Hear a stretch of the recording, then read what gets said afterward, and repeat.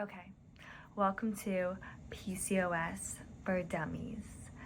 I feel like I have a pretty basic understanding of what PCOS is, like what the symptoms are, how it impacts me, but I don't really have a very well-rounded knowledge about how it impacts my body or why I have the symptoms that I have. So I wanted to do a video where we walk through that together, and I'll take you through a little basic Google search and then also maybe some other resources depending on how thorough Google is, to see if we can get a better understanding in simple terms to be able to explain it. And hopefully this will give us all a little bit more information. When someone asks me what PCOS is, I usually say a hormonal imbalance. Very simple, to the point, rolls off the tongue, and usually people can kind of understand what that means. But if we're really going to get into it, let's start from the beginning. PCOS stands for polycystic ovary syndrome. Very common hormonal problem for women of childbearing age, which is me. Women with PCOS may not ovulate, have high level of androgens, and have many small cysts on the ovaries. I think this means these are like the sex hormones, but let's double check what that means. What are androgens? Androgens are a group of sex. Dude, how do you pronounce? Now we're really getting into it. Androgen. Anyways, so androgens are the group of sex hormones. They start puberty, play a role in reproductive health and body development, but males make more of them. Testosterone is the most common androgen, so that makes sense. Having high testosterone levels is a symptom of PCOS. Okay, let's start with Mayo Clinic.org. Reliable. Polycystic ovarian syndrome is a problem with hormones that happens during reproductive years. Okay, we know that. Small sacs of fluid develop on the outer edge of the ovary. Those are the cysts. Cause is unknown. Symptoms is irregular periods, too much testosterone, polycystic ovaries. Causes, expert cause of PCOS isn't known. Okay, that's fun. All right, let's go to the next website. The CDC. What is PCOS? Most common causes of female infertility, affecting 6 to 12% of U.S. women of reproductive age. Women with PCOS can have serious health problems. What causes PCOS? Weight, family history, and insulin resistance. Interesting. Do you have PCOS? The symptoms are irregular periods, higher than levels of male hormones, multiple cysts on the ovaries. Treatment. Not a lot. Okay, so those 3 symptoms seem to be the most common, and really I think my explanation of just a hormone imbalance is pretty solid, really, when we're breaking it down for everybody. Health problem, woman in childbearing age. Damn, so many women might have, affects 1 in 10 women. That's a shit ton of women. Common health problem, hormonal imbalance. Hormonal imbalance creates problems in the ovaries. Just feel like all of these websites are kind of saying the same thing.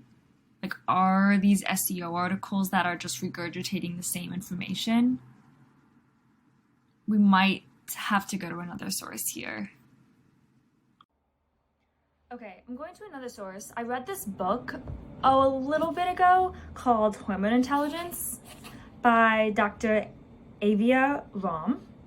I hope I'm pronouncing her name right.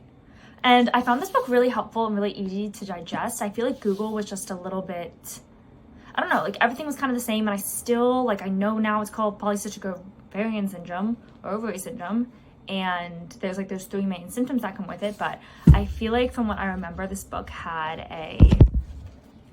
a better explanation, gave us a little bit more information other than, okay, could be a lot of causes and a lot of symptoms, but there's really nothing you can possibly do about it. All right, where does it talk about PCOS? Okay, literally had to stop the video to find the page, but we're back. Page 75 for all of my friends who are following along. And we'll start. Okay, PCOS. PCOS is a complex, multifactorial metabolic and endocrine system condition which also happens to affect our menstrual cycles and fertility. Okay, we're getting somewhere. PCOS affects as many as 10% of women of childbearing age, or more than 5 million women in the US alone, making it the most common endocrine problem in this age range. Why literally I feel like I had to ask my gynecologist about PCOS. Why is no one telling me about this? If it affects 50%, no, that was dramatic. 5 million women, I feel like it should be talked about and we should learn about it. Just maybe a tad, like, hey, if you get these symptoms, this could mean something since so many women deal with. Anyway, that's another video. Okay, let's keep going.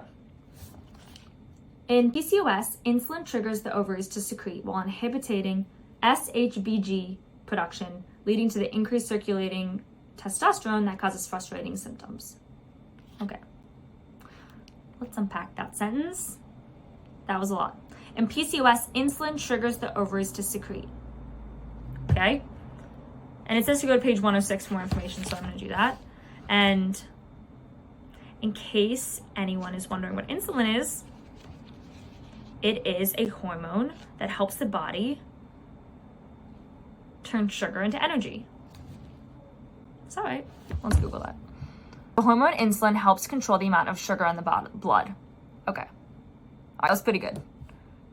Insulin helps control the amount of sugar in the blood. All right. Good. All right, so now we're going to a different page to kind of unpack this a little bit further. So usually when there's a lot of sugar in the blood, the hormone insulin kind of controls the amount of sugar. But sometimes when there's too much sugar and insulin can't keep up, our body goes into a state of insulin resistance. And usually when our body is in insulin resistance, they can't take up any more sugar into the cells like they're supposed to, and we end up with high blood sugar. Okay, which is inflammatory. But with PCOS, there's a special role for insulin resistance. When our cells no longer respond to insulin, aka there's too much sugar in there, insulin can't keep up, it's just kind of hanging out, it has nowhere to go, so it remains in circulation. So we just got a lot of insulin hanging around for no reason. When there's too much insulin and it remains in circulation, this triggers the ovaries to produce androgens. We know what that is, the sex hormones, and inhibits the liver from producing sex hormone binding globulin. Globulin. Is that a real word? Globulin, okay. The sex hormone binding globulin, whose job it is to bind extra hormones. All right, so when there's too much insulin in the blood, it's telling our ovaries, hey, produce androgens, but it's also telling our bodies, hey, telling the liver, hey, don't produce SHBG, sex hormone binding globulin, that's supposed to help control androgens. Don't do that. We just want extra androgens in the body. Why? Why would it tell it to inhibit SHBG? It's very helpful, it seems. The result is increased free testosterone and PCOS. Awesome. This feels like self-sabotage, but okay. On top of that, through a process called aromatization, extra androgens are also converted to estrogen. So now we have estrogen and testosterone just running around in our body. High estrogen and testosterone levels confuse signaling between the pituitary and the ovaries. So now our bodies are getting confused, so that your ovaries get stimulated to produce follicles but not to ovulate. Okay, so this is why we're not ovulating, which is one of the core problems of PCOS. Because of these extra estrogen and testosterone, because we're telling our liver, hey, don't produce SHBG, which helps regulate all of the extra hormones. And that happens when our body's in insulin resistance. And because of this PCOS, it's why it's acting so weird. Feels honestly like a better explanation than what I got from Google. It's very, I feel like, medical term heavy. And if I mispronounce anything, don't correct me. This is a video for dummies, so it's just gonna happen, the mispronunciation. All right, let's keep going. Back to the main page. So when we have this increased circulating testosterone, it can cause frustrating weight gain, distressing hair loss, hair growing in unwanted places, your chin, breasts, or lower belly, and cystic acne. I have had some hair growing in weird places, sometimes on my chin, sometimes on my chest. I just go in there and pluck them all, but you know. Anyway, these symptoms can have a major impact on self-esteem and a woman's social life, and many are too embarrassed to date or go out with friends. Damn. Other symptoms you may not realize can be associated with it include depression or sleep apnea. Is sleep apnea when you, well, is it insomnia when you can't sleep? What is sleep apnea? Because I swear I have the worst trouble falling asleep. Sleep apnea is a potentially serious sleep disorder in which breathing repeatedly stops and starts. Oh, wait. I don't have sleep apnea. All right, I'm just now projecting the symptoms. Anyways, it can cause sleep apnea, which can leave you feeling exhausted and miserable and can interfere with your daily functioning. This book is so good. I swear this, like, the way that she writes, it's very, like, medical heavy, like, as I was just reading with the globulins and stuff, but it also is very, like, I feel like I can just tell it was written by a woman, which makes me feel seen. Anyway, even if you don't have sleep apnea, PCOS doubles the likelihood that you'll have sleep problems, especially difficulty falling asleep. I swear to God, I have the biggest issues falling asleep, and I always feel like it's my anxiety that my mind is just racing, which I feel like is a common problem, and I just can't fall asleep, and then I get anxious because I'm not falling asleep, and then I just don't sleep at all, which is a fun cycle. But I didn't realize it could be related to my hormones being in balance. It all ties together, doesn't it? Let's keep going. As many as 70% of women with PCOS have insulin resistance beyond which would be expected by their body weight. With PCOS, your brain continues telling your ovaries to mature follicles, but high androgen levels interfere with ovulation. Okay, we just learned that. So when we have PCOS, our brain is telling our ovaries to mature follicles, which is what usually happens during our cycle, but all of the high androgen levels interfere with ovulation, which is rude. As many as 85% of women with PCOS experience a menstrual cycle disruption, including irregular periods and anovulation. What is anovulation? Does that just mean no ovulation? Anovulation. I've never heard that word before. Yeah. Damn, I should be a fucking doctor. That is what it is. It happens when an egg doesn't release from your ovary during your menstrual cycle, so you're not ovulating. Okay. Where were we? Menstrual cycles are typical, very long. Some women skip periods for months at a time, and periods often are heavy and painful. So that's so interesting. Menstrual cycles are typically very long. Semicolon. Some women skip periods for months. Pretty different end of the spectrum, but okay. A 2015 study showed that infertility is 10 times more common, and subfertility is very common, while miscarriages is 20 to 40% more likely with women with PCOS. This is why I want to figure out if I do have PCOS or not, so I can hopefully handle this and figure out some solutions before I do decide to have kids. How stressful would it be, or is it, for people to get off birth control, figure out that they have PCOS, all while they're trying to have kids? Insulin also causes your body to store fat, which is why it's difficult to lose weight. Because PCOS also leads to weight challenges, this condition can have terrible impact on self-image. Again, how frustrating would it be if you're just starting to gain all this weight, you don't know why, you start to, eat healthier and exercise, and nothing is working. You just drive yourself absolutely insane. I feel like that can lead to other things, like just disordered eating, or even yourself feel like you're going crazy because you're not losing weight, when really, it's just all root causing from PCOS. It's not even something that you don't even realize. On top of this, the inflammatory and hormonal changes associated with PCOS increase anxiety and depression, making those body image issues, not to mention those due to hair loss and acne, that much harder to cope with. Jesus.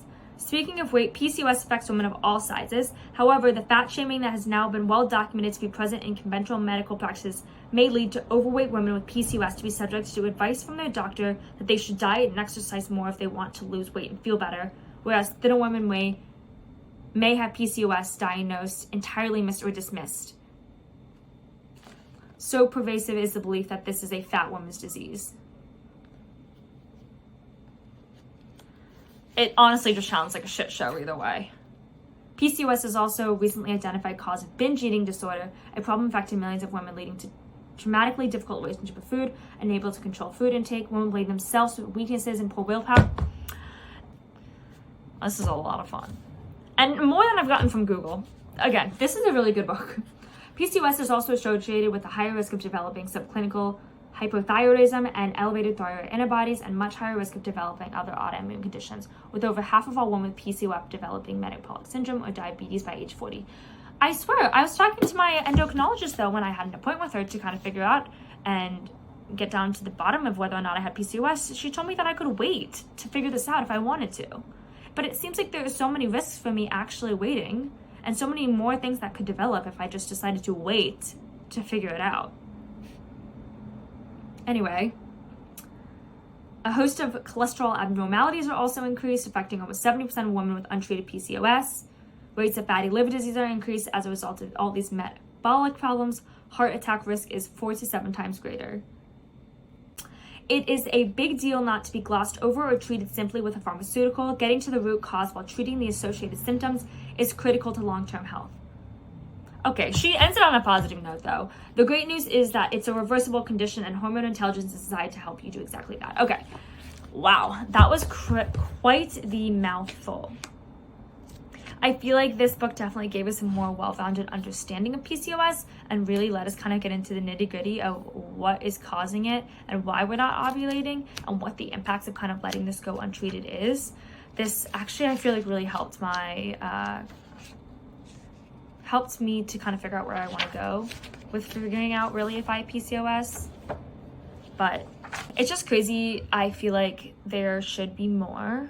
Like, I feel like when you go in to talk with your gynecologist or get a pap smear, this should be discussed or even talked about, or even like blood tests should be done regularly. Are they done regularly? Maybe it's just my gynecologist that isn't giving me these blood tests, because I feel like I kind of came to my gynecologist with these symptoms.